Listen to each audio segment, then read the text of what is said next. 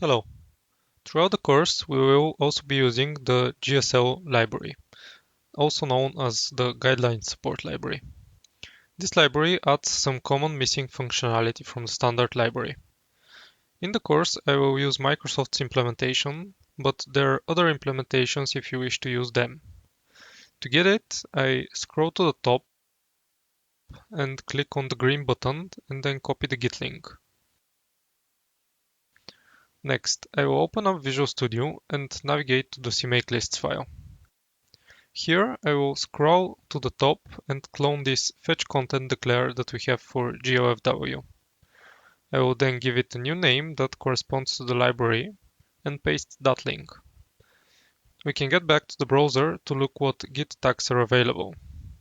For example, we will use the latest one, which is 4.0. I set that in the CMake file. Then I will go back again to the browser to remind myself how to link the library.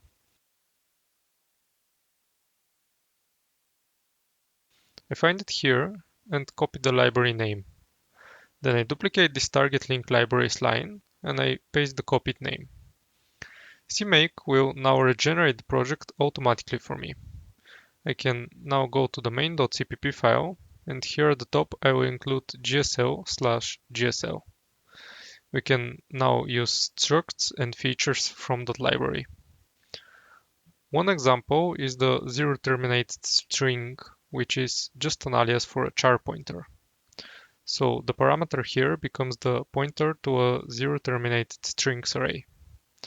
I find that easier to read, which is why I like using GSL. You will also see me using other constructs from this library like the span. The span is a wrapper over continuous arrays of data. One such array is the parameters of main, which I will use as an example here. We construct the span with the pointer to the string array and we set the count. The span can also be constructed automatically from a vector. We can then use the span for passing the array to some algorithm functions that expect iterators.